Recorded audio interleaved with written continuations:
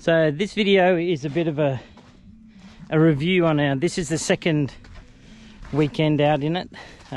First one was 2 nights, but didn't film anything, was more just trying to get comfortable with how it uses it. So we've come up to our secret little spot at Wheelbarrow Ridge. That's the view from our campsite of the Hawkesbury River.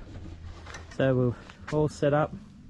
I'll give you a lot better run through as to how it all works. So awning up, we repurposed the little fold out table that was on the side of the caravan to here, so we've got a bit more extra cooking and preparing space. The kitchen hasn't changed from the last reviews. Fire pit is now attached to the side, so it just folds away with it. Awning again is the Fiami F45S. It came with the caravan, so I couldn't tell you why we ordered it because it was on it. But you know, it gives us a fair bit of coverage, and because now we don't have the stairs here, because the stairs usually were here, it gives us a lot more room under cover. So we'll walk around and give you a better view inside. These are the same stairs that were on the other side. So this is the door setup. I don't think I've actually videoed it with the complete door. So open up. So another tip from Unimog, aka Jay. So the elastic goes around, and I put a little bit of sail track up the top there, and you just hook the elastic in it, so there's no having to undo it or anything. So we'll come in. I've been pretty lazy with the internal things as well. So that's the view. A few people have asked whether the cab blocks the view. So that's the view out of the front windows with the curtains drawn opened up. So that's our view out from the master suite over the awning down the river. So that's our bed all set up. Extremely comfortable, I might add. Sink. Now, this fridge, not a fan of this fridge to be honest, people. So on 240 volt, it's pretty fucking average. 12 volt uses a shit ton of power, but at least it cools. Gas is where it seems to work the best. I had it plugged in nearly all for 3 or 4 days on 240 volt, and it was shit. So that will be getting replaced. I was going to try and hang on to it for a little bit because I like the fact using it on gas saves the batteries, but it was shit. So that will get replaced with a compressor, 12 volt compressor fridge, which is good. Like, that's 95 litre Dometic. To put the equivalent compressor fridge in, you'll get 110 litres. So you do end up with some more space. I was hoping to bring ice creams this trip for dessert, but when I got in it, the freezer was warm to put my hand in. So it's probably cold now because we've just driven here on 12 volt and it's now running on gas. So it's probably cooled down a bit, but I'd imagine the ice creams would have got a bit hot. So there's the Dinette. Diesel heater comes out there, as we've all seen previously, and there's a little porta potty, so Princess doesn't have to get out at night time to go to the toilet. But there you go, that's what we're going to wake up to in the morning. How's that for a view? Anyway, so this is as I said, the second weekend out in it. It's just an overnighter, and honestly it was purely just to do this video, to be honest. So we're just gonna, and it's gonna rain.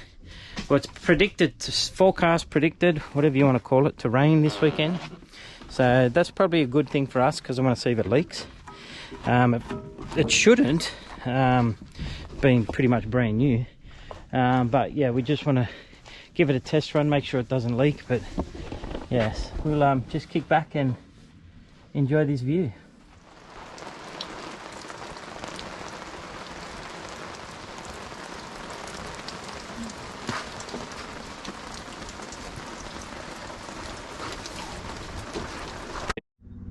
Morning all. I showed you, you would have seen the view yesterday, but it was very overcast. So, well, how about that to wake up to every morning? Wouldn't that be heaven? Anyway, so not a bad video for a review video, because we had, you know, not a bad afternoon. It was overcast, but it was good. And then the rain kicked in. We had torrential I mean, torrential rain for probably 6 hours. Wind, rain. It was fair shit, to be honest. But we wanted to come out. We knew it was going to rain, so we wanted to come out and just see how it fared in the rain. So the awning was flapping around a little bit last night, considering how windy it was, but it held up. We did angle the awning so all the water ran off. That shows you how much rain we had. That was overflowing. And leak wise in the van, we only had one leak, which I will show you in a second, which is a little bit frustrating, because I think if you watch my previous videos, I did say that I wasn't happy with the way Jayco had finished off something on the van. So everything we've modified, nothing leaked. So that's a good sign. So the only leak we got is there in the corner where the canvas meets the frame. Now this pillow's wet, even the base has got a bit of water on it. I purposely left the pillows there because I wanted to see how much it leaked. So yeah, so that's a bit disappointing because it's a brand new van, and that's about the only bits we didn't modify. It's already turned off. That's the only bits we didn't modify, and Jayco have made it pretty aware that we don't get warranty anymore. So I can sort of understand on everything we've done, but the major structure as such we haven't modified. So anyway, it is what it is. I did go around, and the corners that I didn't like the finish of, I did re-Sikaflex them. The back two there looked okay, so I didn't bother with them. But anyway, so it looks like I'll just re-Sikaflex that. But we had a shit ton of rain last night, so it would have poured consistently for, I reckon, for 5-6 hours maybe. And the wind was quite strong. And I will say that this all moved around on the back of the truck less than it did when it was a caravan. So whilst it was windy, you could hear the wind, the awning and that was flapping around. But we didn't move inside. The truck didn't move, the trailer didn't move. I think having the elastic around it for when we wind it up, close it up, I think that helped a fair bit as far as flappiness goes. But all in all, I'm very impressed. I was expecting us to have more issues with that weather, but it was good. So anyway, time to cook up a nice breakfast, enjoy this beautiful view, and head home soon. See you on the next one. So the next video, what's the next video? I don't know what the next video is, so you'll just have to wait and see. It'll obviously be a trip somewhere, I'm hoping.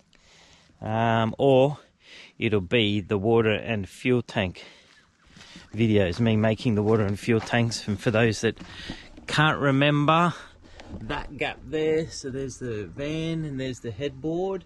That gap in there is going to have a 300 litre water tank and a 200 litre spare diesel tank. So we'll be holding 400 litres of diesel and 300 litres of water. And yeah, that will help with a lot more of the longer trips. So that's probably going to be the next video, me doing that, or Michael from I Do 12 Volts doing the solar. So it'll be one of those two videos. So the next video should be a tech video. All right. Anyway, see you on the next one.